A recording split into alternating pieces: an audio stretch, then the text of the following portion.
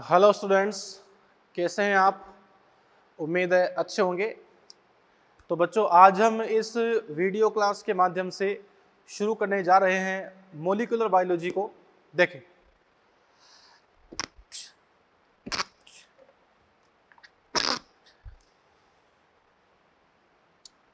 Topic अपना यहाँ पे रहेगा molecular biology part first. Molecular biology part first अपन बच्चों यहाँ पे शुरू कर रहे हैं। और सबसे पहले अपन बात यहाँ पर करते हैं न्यूक्लिक एसिड के बारे में। न्यूक्लिक एसिड, देखो बच्चों, न्यूक्लिक एसिड जो होता है, जिसे हम कह सकते हैं न्यूक्लिक अम्ल, न्यूक्लिक एसिड। बच्चों, न्यूक्लिक एसिड में हम यहां पर यह कहना चाहेंगे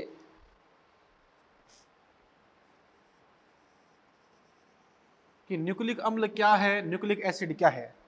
बच्चों, न्यूक्लिक अम्ल एक ऐसा पदार्थ है जो लक्षणों को एक पीढ़ी से दूसरी पीढ़ी तक पहुंचाता है। तो अपन यहां पे कह सकते हैं कि साहब, न्यूक्लिक अम्ल जो है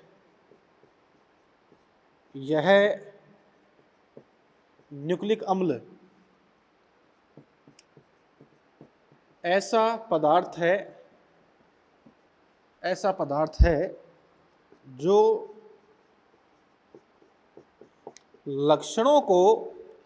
जो लक्षणों को एक पीढ़ी से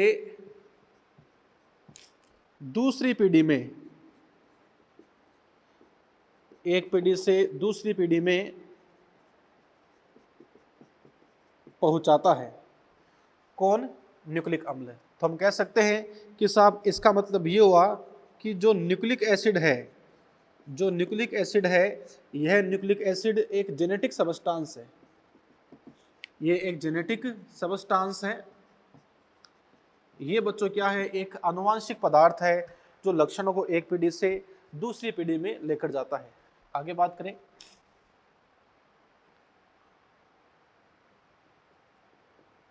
बच्चों, न्यूक्लिक एसिड के रूप में अपने पास में दो प्रकार के पदार्थ हो सकते हैं।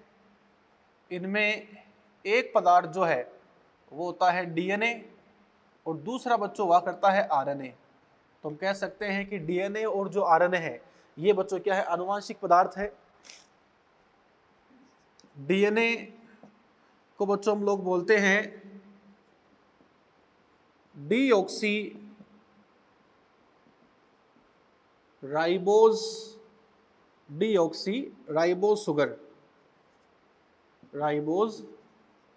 शुगर। और जो न्यूक्लिक एसिड है वो क्या हो गया? Deoxy ribose nucleic acid. Nucleic acid, RNA जो है बच्चों, उसमें होती है राइबोज शुगर। तो न्यूक्लिक एसिड कौन सा हो गया? ये बच्चों हो गया राइबोज न्यूक्लिक एसिड। तो प्यारे बच्चों, मेरे कहने का मतलब यहां पर यह है कि डीएनए और आरएनए बच्चों यहां पर क्या है? अपने पास में दो न्यूक्लिक अम्ल है। ये दो बच्चों यहां पर क्या है? आनुवांशिक पदार्थ है। मेनली मुख्यतः जीवों में आनुवांशिक पदार्थ के रूप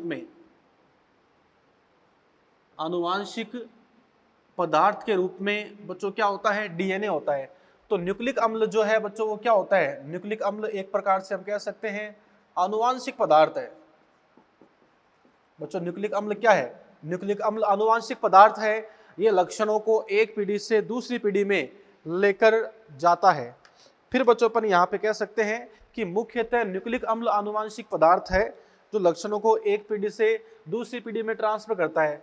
लेकिन बच्चों यहाँ पे अपने पास में आनुवांशिक पदार्थ के रूप में डीएनए भी है और आरएनए भी है।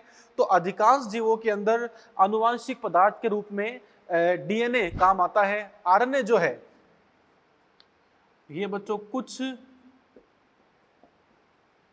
वायरस में, ये बच्चों कुछ वायरस में क्या होता है, आनुवांशिक पदार्थ होता है, आनुवांशिक पदार्थ है।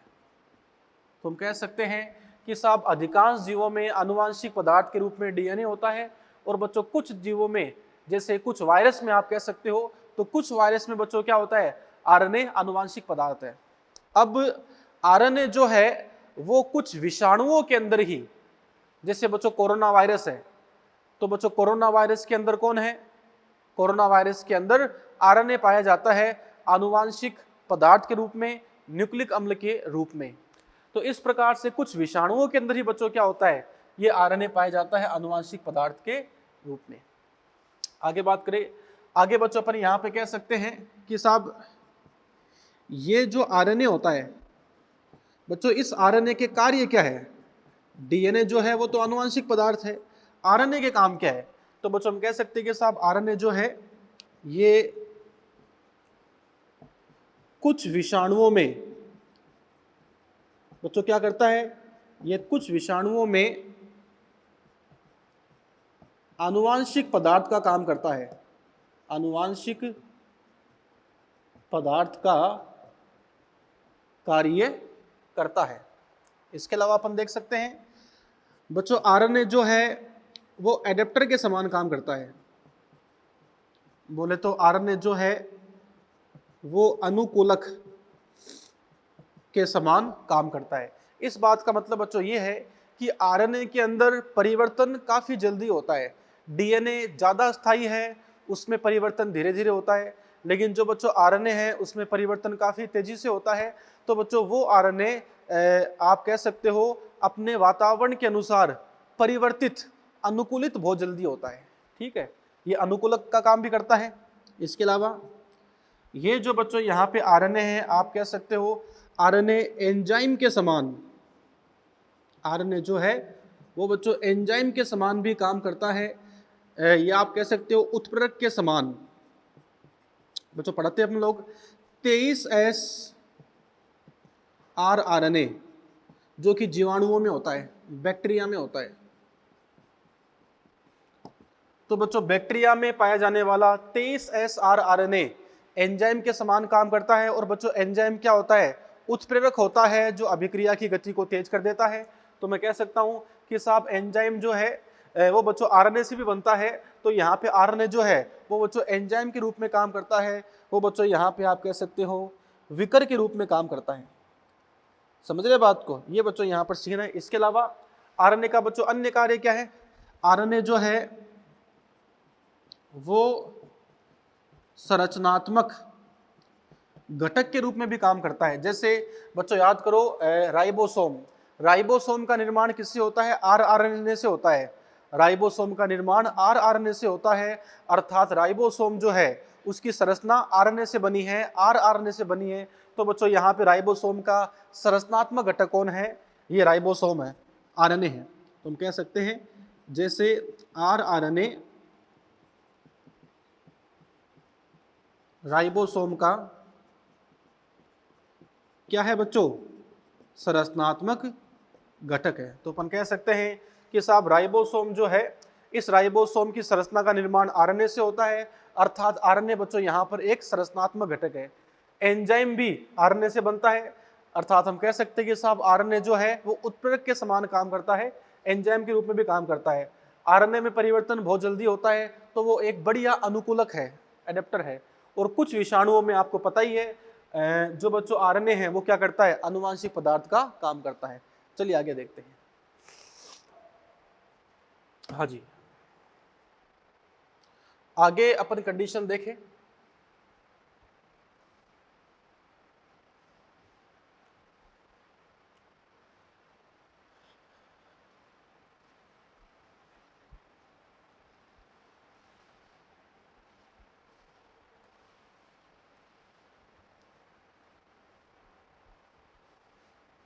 ये बच्चों एक सामान्य बात होगी न्यूक्लिक अम्ल के बारे में कि भाई न्यूक्लिक अम्ल जो है ये ऐसा पदार्थ है जो लक्षणों की वंशानुगति करता है, लक्षणों को एक पीढ़ी से दूसरी पीढ़ी में लेके जाता है, अर्थात ये आनुवांशिक पदार्थ है।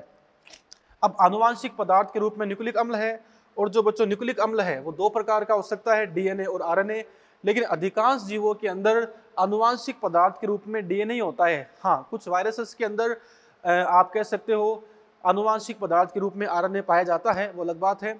इसके अलावा आरएनए आनुवांशिक पदार्थ के साथ साथ एडेप्टर, अनुकूलक के समान काम करता है। ये जैव उत्प्रेरक जो है, जो एंजाइम है, उसका निर्माण बच्चों किससे होता है? आरएनए से हो सकता है। तो आरएनए एक उत्प्रेरक के समान भी काम करता है, और यह संरचनात्मक घटक भी होता है पदार्थों का। जैसे राइबोसोम बच्चों किससे बनता है? आरएनए से बनता है। तो वहां पर आरएनए क्या है? एक संरचनात्मक घटक है। आगे बात करें, आगे बच्चों अपन कह सकते हैं कि साहब न्यूक्लिक अम्ल जो है, अगर आप उसकी कंडीशन देखो,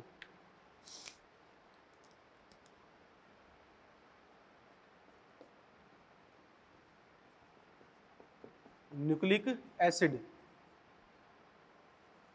की हम बात करना चाहेंगे, बोले तो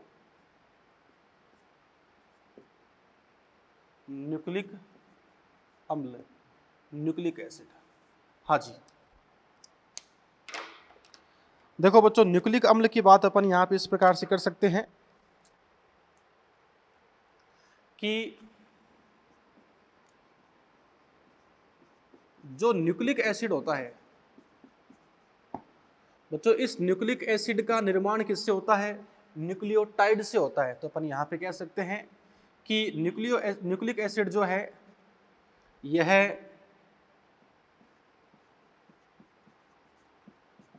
न्यूक्लियोटाइड्स का पॉलीमर है। यह बच्चों न्यूक्लियोटाइड्स का बहुलक है। अर्थात न्यूक्लिक एसिड जो है उसे बच्चों कहा जाता है पॉली न्यूक्लियोटाइड चेन। तो बच्चों हम कह सकते हैं कि न्यूक्लिक एसिड को पॉली न्यूक्लियोटाइड चेन भी कहते हैं, क्योंकि बच्चों न्यूक्लिक एसिड का निर्माण किससे होता है? न्यूक्लियोटाइड से होता है। जैसे ये जो आप यहाँ पर देख रहे हो, ये बच्चों क्या है? ये है न्यूक्लियोटाइड, और न्यूक्लियोटाइड के बीच में, न्यूक्लियोटाइड के बीच में ये जो आप देख रहे हो, ये बच्चों एक बॉन्ड है। इसे हम लोग क्या बोलते हैं?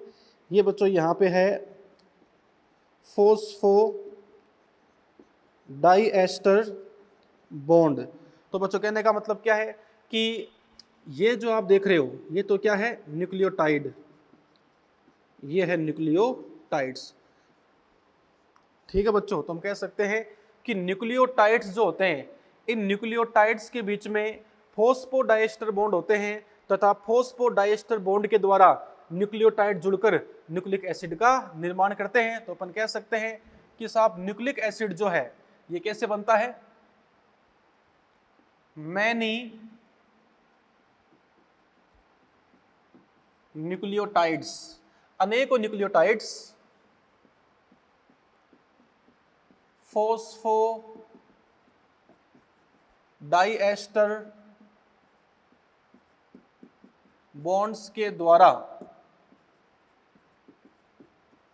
जुड़कर, अनेकों न्यूक्लियोटाइड फोस्फोडाइएस्टर बॉन्ड के द्वारा जुड़कर आप कह सकते हो न्यूक्लिक अम्ल का निर्माण करते हैं,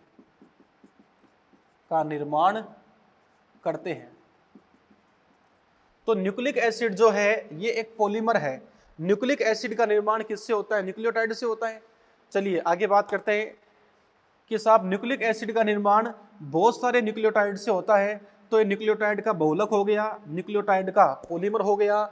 इसलिए न्यूक्लिक एसिड को बोलते हैं पॉली न्यूक्लियोटाइड चेन, अर्थात एक ऐसी चेन जो अनेकों न्यूक्लियोटाइड से मिलकर बनी है। तथा यहाँ पर न्यूक्लियोटाइड्स के बच्चों बीच बीच में बंद कौन सा होगा? बॉन्ड कौन सा होगा? फोस्फोडाइएस्टर बॉन्ड बच्चों यहाँ पे होगा। आगे बात करें बच्चों, न्यूक्लिक एसिड जो है आपके पास में दो प्रकार के हैं, डीएनए और आरएनए, दोनों न्यूक्लिक अम्ल है। तो बच्चों दोनों का निर्माण किससे होता है? दोनों का बच्चों निर्माण होता है न्यूक्लियोटाइड से। जैसे आप यहाँ पे कह सकते हो कि जो डीएनए है बच्चों, इस डीएनए के अंदर इस प्रकार से कंडीशन पाई जाती है।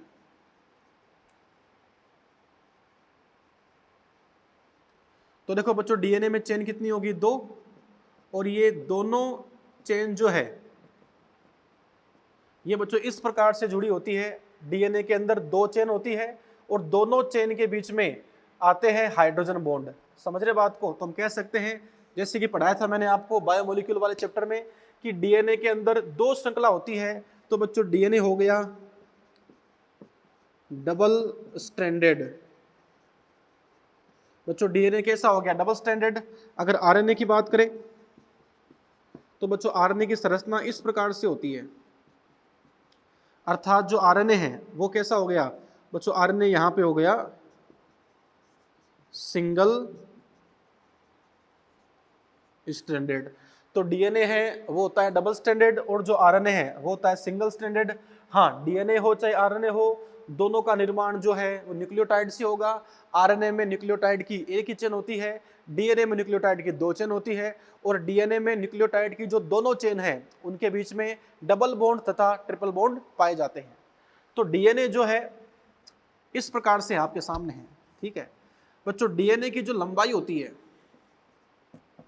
वो लंबाई मापते हैं बेस पेयर में 4 युग में, और जो आरएनए है इसकी लंबाई हम लोग मापते हैं बेस के रूप में। क्योंकि बच्चों डीएनए में देखो ये न्यूक्लियोटाइड है और हर न्यूक्लियोटाइड के अंदर क्या होता है? एक क्षार होता है, एक बेस होता है। तो देखो बच्चों यहां पर ये न्यूक्लियोटाइड, एक क्षार इसमें, एक क्षार इसमें, एक क्षार युग्म, दूसरा क्षार युग्म, युग्म मतलब जोड़ा, तीसरा क्षारों का जोड़ा, चौथा क्षार युग्म, पांचवा क्षार युग्म, बेस पेयर क्षार युग्म। अर्थात डीएनए की जो लंबाई है हम कह सकते हैं क्षार युग्म में नापते हैं। देखो बच्चों यहां पर सिर्फ एक ही चेन है न्यूक्लियोटाइड की, तो हम कह सकते हैं कि साहब आरएनए जो है उसकी लंबाई क्षार के रूप में होती है, क्योंकि साहब यहाँ पर एक न्यूक्लियोटाइड होता है और बच्चों हर न्यूक्लियोटाइड के अंदर एक क्षार होता है। हम ये यहाँ पर बात कर चुके हैं बायोमोलिक्यूल में। तो आरएनए की लंबाई जो है वो नापते हैं क्षार के रूप में। लेकिन बच्चों कई बार ऐसे भी देखा गया है कि डीएनए होता है डबल स्टैंडर्ड द्विरज्जुकीय होता है, लेकिन कुछ परिस्थितियां ऐसी होती है जिसमें डीएनए डबल स्टैंडर्ड ना होकर अपवाद स्वरूप यूनिस्टैंडर्ड होता है, सिंगल स्टैंडर्ड होगा। तो अगर डीएनए बच्चों एक ही रज्जुक हो तो उस केस में जो डीएनए की लंबाई है वो बेस के रूप में मापी जाएगी, क्षार के रूप में मापी जाएगी। आरएनए जो है वो बच्चों सिंगल स्टैंडर्ड होगा। आरएनए अगर सिंगल स्टैंडर्ड है तो उसकी लंबाई होती है न्यूक्लियोटाइड के रूप में, उसकी लंबाई मापते हैं क्षार के रूप में। लेकिन कभी कभी यह भी देखा गया है कि अपवाद स्वरूप आरएनए डबल स्टैंडर्ड भी होता है, अपवाद स्वरूप आरएनए द्विरज्जुकीय भी होता है। तो अगर बच्चों अपवाद स्वरूप आरएनए द्विरज्जुकीय है तो उस केस में आपको आरएनए की लंबाई मापनी पड़ेगी क्षार युग्म के रूप में। तो बच्चों मेरे कहने का मतलब यहाँ पर यह है कि जो डीएनए है वो डबल स्टैंडर्ड होता है, आरएनए जो है वो सिंगल स्टैंडर्ड होता है। इसलिए जो डीएनए की लंबाई है वो हम नापते हैं बेस पेयर के रूप में, और जो आरएनए की लंबाई है वो मापते हैं बेस के रूप में। लेकिन अपवाद स्वरूप अगर डीएनए सिंगल स्टैंडर्ड हो जाए तो वहां पे क्षार लिखा जाएगा, क्षार युग्म नहीं लिखा जाएगा। अगर अपवाद स्वरूप आरएनए डबल स्टैंडर्ड हो जाए तो वहां पे क्षार नहीं, क्षार युग्म लिखा जाएगा। ठीक है बच्चों, ये बात यहाँ पे हमने छोटी सी की है डीएनए और आरएनए की।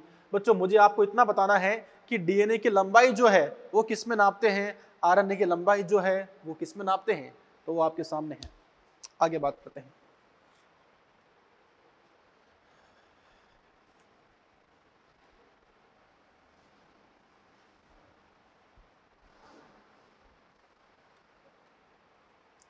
ओके बच्चों याद रखना कि डीएनए जो है इस डीएनए की लंबाई निर्भर किस पे करती है। देखो बच्चों जितने न्यूक्लियोटाइड होते हैं बच्चों उतना ही डीएनए की लंबाई होती है। तो हम कह सकते हैं कि साहब डीएनए की लंबाई न्यूक्लियोटाइड की संख्या पर निर्भर करती है। बच्चों एग्जाम्पल से बात अपन यहां पे करेंगे। एक बच्चों होता है इसमें बैक्टीरियोफेज 5, तो बच्चों बैक्टीरियोफेज 5 ये यहाँ पर एक जीवाणुभोजी का नाम है, ये बच्चों यहाँ पर एक बैक्टीरियोफेज का नाम है। इस बैक्टीरियोफेज 5 के अंदर इसका बच्चों पूरा नाम है बैक्टीरियोफेज 5-174। तो बच्चों बैक्टीरियोफेज 5-174 के अंदर जो डीएनए है बच्चों वो कह सकते हैं उसकी लंबाई है, उसमें होते हैं 5386 बेस। तो हम कह सकते हैं कि बैक्टीरियोफेज 5-174 में 5386 बेस पाए जाते हैं। देखो बच्चों मैंने यहाँ पर बेस लिखा है, बेस पेयर नहीं लिखा। इस बात का मतलब यह है कि साहब इसमें अपवाद स्वरूप पाया जाता है सिंगल स्ट्रैंडेड डीएनए। तो हम कह सकते हैं कि बैक्टीरियोफेज 5-174 में डीएनए की लंबाई 5386 क्षार है। 5386 क्षार युग्म नहीं बोल सकते क्योंकि साहब यहाँ पे जो डीएनए है वो द्विरज्जुकीय नहीं है, बल्कि बच्चों यहाँ पे डीएनए सिर्फ एकल रज्जुकीय है। ठीक है, ये यहाँ पे कंडीशन है। बच्चों एक न्यूक्लियोटाइड में एक क्षार होता है, तो या तो आप ऐसे बोल दो कि साहब यहाँ पे डीएनए की लंबाई 5386 न्यूक्लियोटाइड है, या ऐसे बोल दो डीएनए की लंबाई 5386 बेस है। बात एक ही है। आगे बात करें बैक्टीरियोफेज लैम्डा जो है बच्चों, ये भी बैक्टीरियोफेज है। बैक्टीरियोफेज क्या होता है? ऐसा वायरस जो बैक्टीरिया में इन्फेक्शन करे उसको बैक्टीरियोफेज बोलते हैं। तो देखो बच्चों इस बैक्टीरियोफेज के अंदर भी आप कह सकते हो 48,502 बच्चों यहाँ पर बेस पेयर पाए जाते हैं। ठीक है, तो देखो बच्चों मैंने यहाँ पे लिखा है बेस पेयर, अर्थात इसका डीएनए सामान्य है, ये जो डीएनए है वो डबल स्टैंडर्ड है। इसके अलावा ई कोलाई की बात करें तो बच्चों ई कोलाई के अंदर आप कह सकते हो 4.6 गुणा 10⁻6 बेस पेयर पाए जाते हैं। अर्थात ई कोलाई का जो डीएनए है इसमें 4.6 गुणा 10⁻6 न्यूक्लियोटाइड्स के युग्म पाए जाते हैं, बेस पेयर पाए जाते हैं, क्षार युग्म पाए जाते हैं। मनुष्य की बात करें, ह्यूमन की बात, तो बच्चों ह्यूमन की जो हैप्लॉइड सेल है, ह्यूमन की जो हैप्लॉइड सेल है, जो बच्चों अगुणित कोशिका है, उसमें पाए जाते हैं 3.3 गुणा 10�9 बेस पेयर। देखो बच्चों इतना लंबा डीएनए है मनुष्य की अगुणित कोशिका के अंदर 3.3 गुणा 10�9 क्षार युग्म पाए जाते हैं। इसका मतलब बच्चों ये है कि मनुष्य की अगुणित कोशिका में 23 गुणसूत्र होते हैं, और 23 गुणसूत्रों का अगर आप डीएनए मिलाओ तो साहब 23 गुणसूत्रों के डीएनए को मिलाकर अगर आप देखो तो इस पूरे 23 गुणसूत्रों के डीएनए के अंदर 3.3 गुणा 10�9 बेस पेयर पाए जाते हैं। अगर आप द्विगुणित कोशिका की बात करो,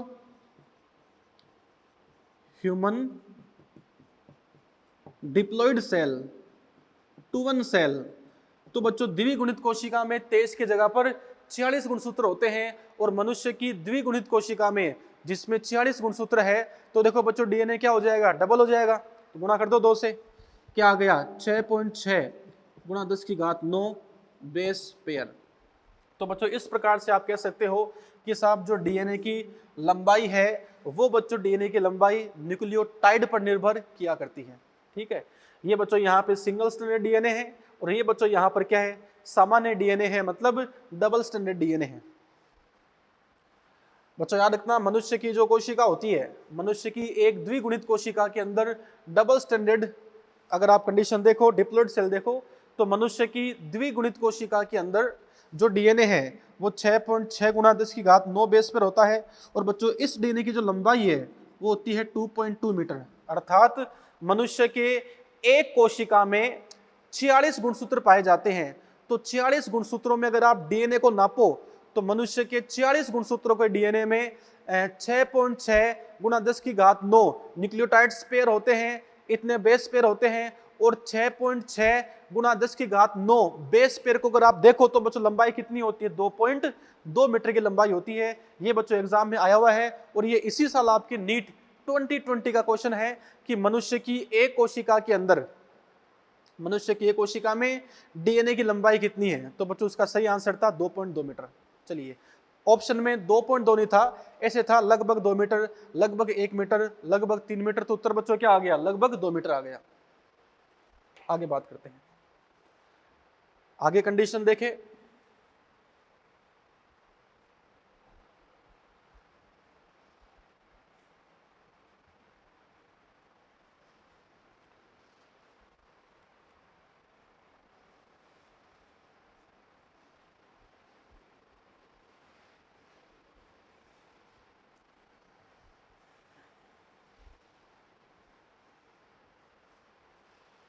हाँ जी,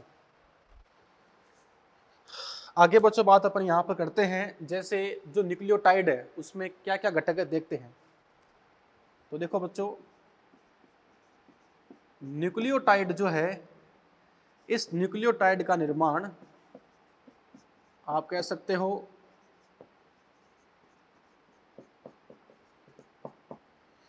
3 घटकों से होता है। बच्चों पहला घटक यहां पे होता है नंबर 1 पेंटोज सुगर। दूसरा घटक बच्चों यहां पे होता है नाइट्रोजन बेस। और जो तीसरा घटक है ये बच्चों होता है फॉस्फेट समूह। फॉस्फेट समूह, फॉस्फेट ग्रुप। तो अपन कह सकते हैं कि न्यूक्लियोटाइड का जो निर्माण है ये बच्चों निर्माण 3 घटकों से होता है, पेंटोज सुगर, नाइट्रोजन बेस और फॉस्फेट समूह। बच्चों पेंटोज सुगर 2 प्रकार की होती है, एक तो इसमें होती है राइबोज सुगर, एक बच्चों यहाँ पे होती है आप कह सकते हो देखो बच्चों मेरी बात सुनो आप, राइबोज सुगर और डीऑक्सी राइबोज सुगर। बच्चों इनकी हम लोग जो फॉर्मूला है, इनकी जो स्ट्रक्चर है वो हम देख चुके हैं बायोमोलिक्यूल के अंदर। ये बच्चों यहाँ पे क्या है, ये यहाँ पे है deoxy ribose sugar. Nitrogen base जो बच्चों है ये 2 प्रकार के होते हैं, ये 2 प्रकार के हैं बच्चों। इनमें से एक तो होता है प्यूरिन और एक बच्चों यहाँ पे क्या आता है पायरिमिडिन। तो बच्चों प्यूरिन और पायरिमिडिन यहाँ पे 2 प्रकार होते हैं नाइट्रोजन बेस के। बच्चों प्यूरिन में आता है एक तो एडिनिन और एक गुआनिन, ये प्यूरिन में आते हैं। बच्चों पिरिमिडिन में आते हैं साइटोसिन। अब साइटोसिन के साथ बच्चों थाइमिन भी आ सकता है और यूरेसिल भी आ सकता है। थाइमिन किस में आता है, डीएनए में, और बच्चों यूरेसिल किस में आता है, आरएनए में। ठीक है, राइबोज सुगर किस में होती है, डीएनए में, सॉरी आरएनए में। और जो बच्चों डीऑक्सी राइबोज सुगर है वो किस में होती है, डीएनए में। तो अपन यहाँ पे कह सकते हैं कि पेंटोज शर्करा जो है वो 2 प्रकार की हो सकती है, आरएनए में होती है राइबोज सुगर, और डीएनए में जो पेंटोज सुगर पाई जाती है वो कौन सी होती है, डीऑक्सी राइबोज सुगर होती है। नाइट्रोजन 4 प्यूरिन और पिरिमिडिन होते हैं।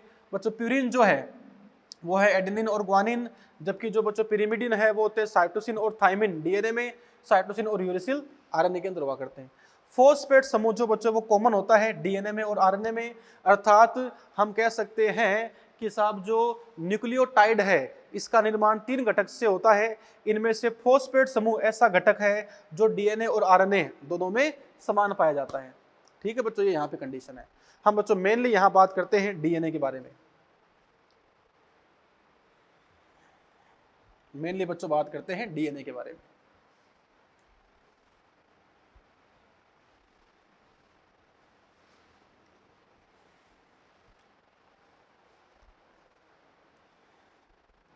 बच्चों नाइट्रोजन बेस और पेंटो सुगर अगर ये जुड़ जाए तो इनको बोलते हैं न्यूक्लियोसाइड। और अगर बच्चों न्यूक्लियोसाइड से फॉस्फेट समूह जुड़ जाए तब इसको बोलते हैं न्यूक्लियोटाइड।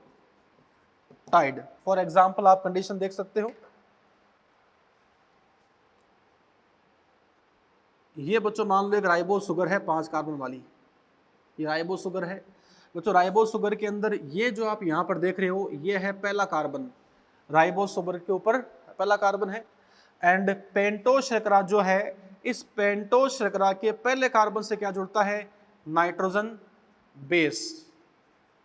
नाइट्रोजन क्षार जुड़ता है। तो पहले कार्बन पर अगर नाइट्रोजन क्षार जुड़ गया तो देखो बच्चों, pentose sugar plus nitrogen base क्या बन गया बच्चों, न्यूक्लियोसाइड बन गया। तो साहब इसको हम लोग बोल सकते हैं न्यूक्लियोसाइड। ये बच्चों क्या है, ये है न्यूक्लियोसाइड। अब पेंटोज शर्करा और नाइट्रोजन बेस के बीच में कौन सा बंद होगा, ग्लाइकोसिडिक बॉन्ड, ग्लाइकोसिडिक बॉन्ड होगा। तो हम कह सकते हैं कि पेंटोज शुगर नाइट्रोजन बेस के साथ जुड़कर न्यूक्लियोसाइड बनाता है। ठीक है बच्चों, अब हम देखते हैं कि किस प्रकार से न्यूक्लियोसाइड बनता है। आइए बच्चों एग्जाम्पल की बात हम यहां पे करें।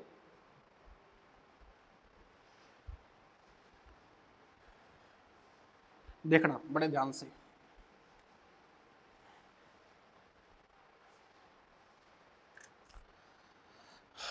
बच्चों याद रखना, pentose sugar plus nitrogen base क्या बनता है बच्चों, न्यूक्लियोसाइड बनता है। और बच्चों इनको जोड़ने वाला बंध कौन सा होगा, तो इनके बीच में होता है ग्लाइकोसिडिक बॉन्ड। ये बच्चों इनके बीच में होता है, pentose sugar plus nitrogen base nucleoside. देखो जैसे आप कह सकते हो, ये बच्चों यहाँ पर पेंटोज शर्करा है, ये क्या है बच्चों, पेंटोज शर्करा है। एंड अगर ये पेंटोज शर्करा है और मान लो बच्चों मैंने इस पहले कार्बन के ऊपर जोड़ दिया एडेनिन, क्या जोड़ दिया बच्चों, एडेनिन जोड़ दिया। तो साहब ये यहाँ पे है आपके पास में पेंटोज शुगर, आपने क्या जोड़ दिया बच्चों, पहले कार्बन के ऊपर एडेनिन जोड़ दिया, नाइट्रोजन क्षार जोड़ दिया, तो क्या बन गया, पेंटोज शुगर और नाइट्रोजन क्षार से बच्चों क्या बन गया, न्यूक्लियोसाइड बन गया। इसका बच्चों नाम होता है एडिनोसिन। इसका नाम बच्चों क्या है, एडिनोसिन। तो एडिनोसिन क्या है, न्यूक्लियोसाइड का नाम है एडिनोसिन, मतलब एडेनिन जुड़ गया किसके ऊपर, पेंटोज शुगर के ऊपर।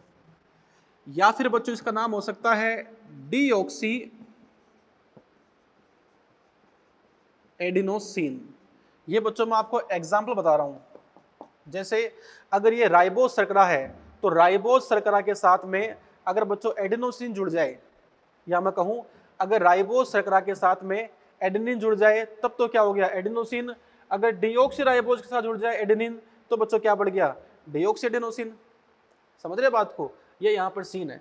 तो बच्चों इस बात को मैं आपको ऐसे लिख देता हूं, हालांकि बच्चों एग्जाम में क्या होगा, एग्जाम्पल आएगा कि निम्न में से कौन सा न्यूक्लियोसाइड है, निम्न में से कौन सा न्यूक्लियोटाइड है, तो बच्चों आपको वहां पहचानना है। तो याद रखना मेरी एक बात, एग्जाम्पल नंबर 1, अगर राइबोज शर्करा के साथ में एडेनिन जोड़ दो तो क्या बन जाता है, एडिनोसिन बन जाता है। तो देखो बच्चों पेंटोज शर्करा के साथ क्या जोड़ दिया, नाइट्रोजन क्षार, एडिनोसिन बन गया। तो बच्चों एडिनोसिन क्या है, न्यूक्लियोसाइड का एग्जाम्पल है। अगर आप यहां पे अगला एग्जाम्पल देखो,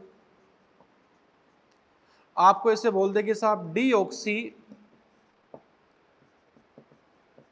राइबोज शर्करा है, तो बच्चों डीऑक्सी राइबोज शर्करा क्या होती है, ये भी पेंटोज शर्करा ही है, लेकिन बच्चों ये पेंटोज शर्करा कहां पाई जाती है, डीएनए में, और बच्चों ये कहां पाई जाती है, आरएनए में।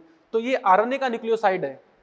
यहां बच्चों शर्करा कौन सी है, यहां पे डीऑक्सी राइबोज शर्करा है, अर्थात ये डीएनए की शर्करा है प्लस एडेनिन, ये बच्चों बनता है डीऑक्सी एडिनोसिन। ये भी बच्चों क्या है, ये भी यहाँ पे न्यूक्लियोसाइड है। तो एडिनोसिन भी क्या है, न्यूक्लियोसाइड, और बच्चों डीऑक्सी एडिनोसिन भी क्या है, न्यूक्लियोसाइड है।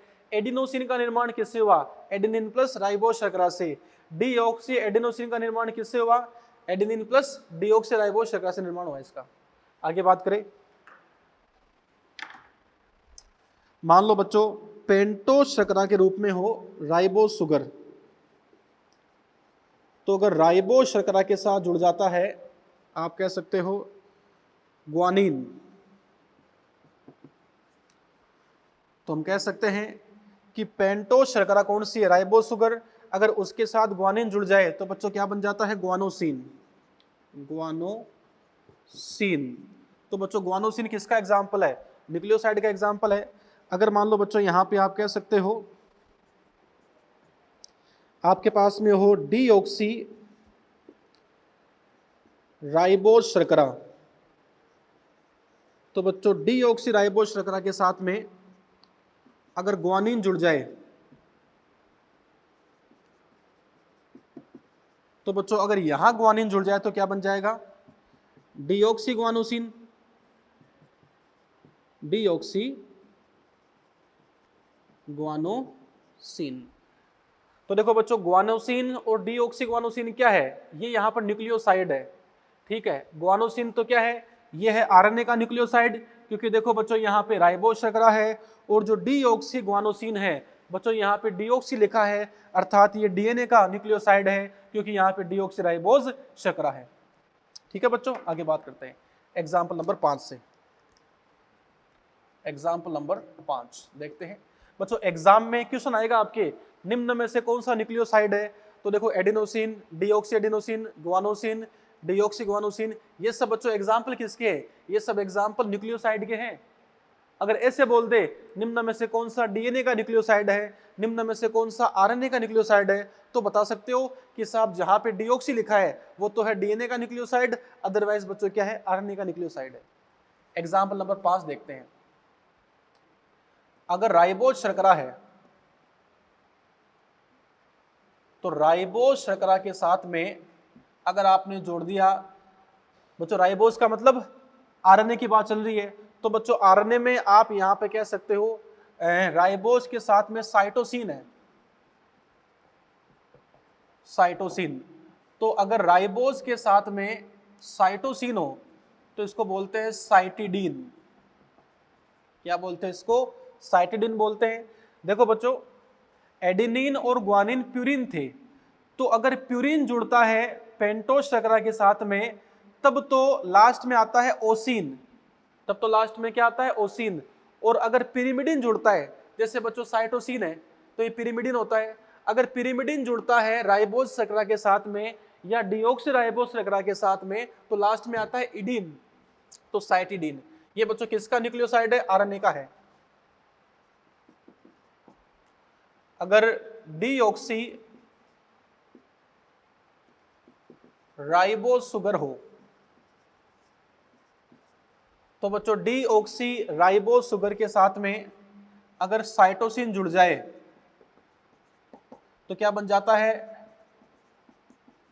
Deoxy cytidine. तो डीऑक्सी साइटिडीन क्या है, ये डीएनए का न्यूक्लियोसाइड है। अगला एग्जांपल,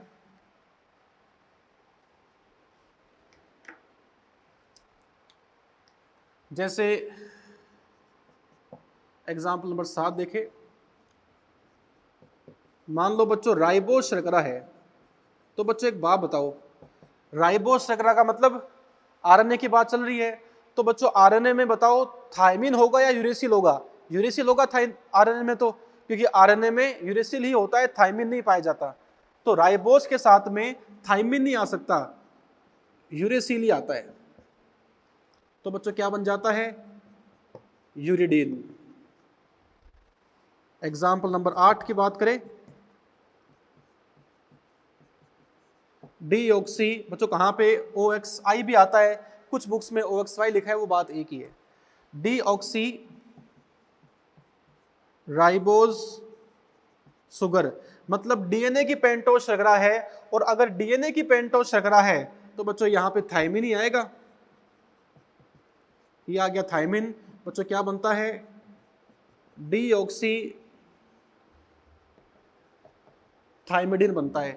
ये बच्चों यहाँ पर क्या है, डीएनए का न्यूक्लियोसाइड, ये बच्चों यहाँ पे है आरएनए का न्यूक्लियोसाइड।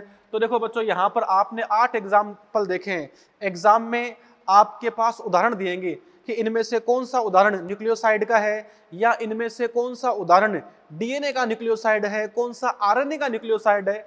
तो देखो बच्चों न्यूक्लियोसाइड के मैंने आपको एग्जाम्पल लिखा दिए, ये न्यूक्लियोसाइड है, nucleoside nucleoside nucleoside, nucleoside nucleoside nucleoside nucleoside. समझ रहे बात को? ये सब बच्चों किसके एग्जाम्पल है? ये सब न्यूक्लियोसाइड के एग्जाम्पल है जो आपको आने चाहिए। और बच्चों इन सब में क्या होता है? इन सब में एक ही बात है, इन सब में एक ही बात है कि पेंटोज शर्करा है और उसके पहले कार्बन के ऊपर क्या जुड़ गया? नाइट्रोजन क्षार जुड़ गया। और बच्चों निर्माण किसका हो गया? न्यूक्लियोसाइड का। तथा ये जो आप बंध देख रहे हो, ये कौन सा बंध है? ये बच्चों यहां पे है ग्लाइकोसिडिक बॉन्ड। समझ रहे बात को? अगर बच्चों इसका पूरा डायग्राम देखो आप न्यूक्लियोसाइड का, तो न्यूक्लियोसाइड का बच्चों पूरा डायग्राम ऐसे बनता है, ऐसे बनता है। जैसे यूं मान लो आप,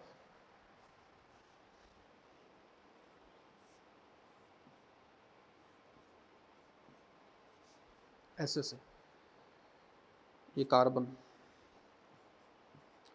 OH H OH H H OH CH2OH ये H। तो देखो बच्चों ये क्या है? ये बच्चों यहाँ पे है राइबोज शर्करा। अगर देखो तो ये पहला कार्बन, दूसरा कार्बन, तीसरा, चौथा और पांचवा कार्बन है। अगर दूसरे कार्बन के ऊपर OH की जगह पर H ही आ जाए तो नाम हो गया डीऑक्सी। डिलीट कर दिया ऑक्सीजन को, डीऑक्सी राइबो। तो बच्चों ये तो क्या है? ये है डीऑक्सी राइबोज शर्करा। और ये बच्चों क्या है? ये है राइबोज शर्करा। ठीक है। इसके पहले कार्बन के ऊपर अगर आप कंडीशन देखो तो बच्चों अगर आप इस पहले कार्बन के ऊपर लगा दो यहां पर नाइट्रोजन क्षार, तो कैसे लग जाएगा? यहां पे आ गया CH, ये नाइट्रोजन क्षार। अब बच्चों नाइट्रोजन क्षार के रूप में कुछ भी हो सकता है, एडेनिन, थाइमिन, साइटोसिन, ग्वानिन, बच्चों यहाँ पे कुछ भी हो सकता है। तो अगर आप नाइट्रोजन क्षार जोड़ दो तो बच्चों ये बंध कौन सा हो गया? इसका नाम हो गया ग्लाइकोसिडिक बंध। ये बच्चों डायग्राम है किसका? न्यूक्लियोसाइड का। तो बताओ न्यूक्लियोसाइड के पांचवें कार्बन पर क्या होता है? OH। न्यूक्लियोसाइड के पहले कार्बन पर क्या होता है? नाइट्रोजन क्षार। तो हम बता सकते हैं कि न्यूक्लियोसाइड में जो पेंटो शुगर है, इस पेंटो शुगर के बताओ बच्चों पहले कार्बन पर कौन है? तो साहब पहले कार्बन पर क्या आ गया? नाइट्रोजन क्षार आ गया, नाइट्रोजन बेस। बताओ बच्चों इसके पांचवें कार्बन पर कौन है? CH2OH, OH समूह आ गया। तो पांचवें कार्बन के ऊपर OH समूह है। ये बच्चों लाइन है NCERT की, मैंने आपको यहां पर इसको एक्सप्लेन किया है। ठीक है प्यारे बच्चों, तो हम इस प्रकार से कह सकते हैं कि न्यूक्लियोसाइड में पांचवें कार्बन के ऊपर OH समूह होता है और न्यूक्लियोसाइड के पहले कार्बन के ऊपर नाइट्रोजन क्षार होता है। ये नाइट्रोजन क्षार कोई सा भी हो सकता है, adenine, thymine, cytosine, guanine, uracil कोई सा भी हो सकता है। DNA में डीऑक्सीराइबोज के साथ थाइमिन आएगा और RNA में राइबोज के साथ में राइबोज के साथ में यूरेसिल आएगा और DNA में डीऑक्सीराइबोज के साथ में थाइमिन ही आएगा। इसका विशेष ध्यान आप रखना। ये बच्चों आज हमने देखे हैं न्यूक्लियोसाइड के एग्जाम्पल, और अब कल के लेक्चर में मैं सिखाऊंगा आपको कि न्यूक्लियोसाइड में किस तरीके से आप फॉस्फेट को जोड़कर न्यूक्लियोटाइड बनाओगे। तो बच्चों न्यूक्लियोटाइड की बात हम करेंगे नेक्स्ट क्लास में। Thank you.